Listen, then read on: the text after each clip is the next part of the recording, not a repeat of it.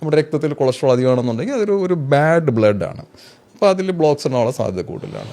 പക്ഷെ അതുപോലെ തന്നെ വേറെ പ്രധാനപ്പെട്ട കാരണമാണ് പൈപ്പിൻ്റെ ക്വാളിറ്റി. ഇപ്പോൾ നിങ്ങളുടെ വീട്ടിലിരിക്കുന്ന പൈപ്പ് മോശമാണ്, പൈപ്പിൽ അവിടെ ഇവിടെയൊക്കെ ക്രാക്സ് ഉണ്ട്, അവിടെ ഈ ഉൾഭാഗം ഡാമേജ്ഡ് ആണ് ആണെങ്കിൽ അവിടെ നമുക്കറിയാം അവിടെ ഒരു അഴുക്ക് പോയി അവിടെ പറ്റിയിരിക്കും. അതുപോലെ തന്നെയാണ് രക്തക്കുഴലുകൾ ഡാമേജ്ഡ് ആണെന്നുണ്ടെങ്കിൽ, രക്തക്കുഴലുള്ള വാൾസ് ഹെൽത്തി അല്ല എന്നുണ്ടെങ്കിൽ അവിടെ ഈ കൊളസ്ട്രോൾ അടിയാനുള്ള സാധ്യത കൂടുതലാണ്.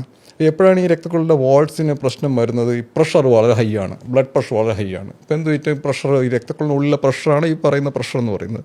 ആ രക്തക്കുഴലിൻ്റെ വാൾസിനെ അത് നശിപ്പിച്ചുകൊണ്ടിരിക്കും, അവിടെ ചെറിയ ചെറിയ ഇഞ്ചുറീസ് ഉണ്ടായിക്കൊണ്ടിരിക്കും. അപ്പോൾ ആ ഇഞ്ചുറീസ് എല്ലാം കൊളസ്ട്രോൾ ഹൈ ആണെങ്കിൽ അതവിടെ പോയി ഡെപ്പോസിറ്റ് ചെയ്യും. അതുപോലെ രക്തക്കുഴലുകളെ ഈ ഡാമേജ് ഉണ്ടാക്കുന്ന വേറെ കാരണമാണ് പുകവലി.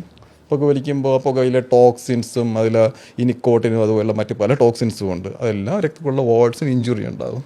അപ്പോൾ അതും എല്ലാം അവിടെ എല്ലാം കൊളസ്ട്രോൾ പോയി ഡെപ്പോസിറ്റ്, ഫൈനൽ പ്രോസസ്സ് കൊളസ്ട്രോൾ അടിക്കുക എന്നുള്ളതാണ്. അതെ അത് നമ്മൾ പല റീസൺ കൊണ്ടാണ് ഉണ്ടാകുന്നത്. കുറേയൊക്കെ നമ്മുടെ കയ്യിലിരിപ്പാണ്, കുറേയൊക്കെ പാരമ്പര്യമായിട്ടാണ്, കുറേയൊക്കെ ഫുഡാണ്.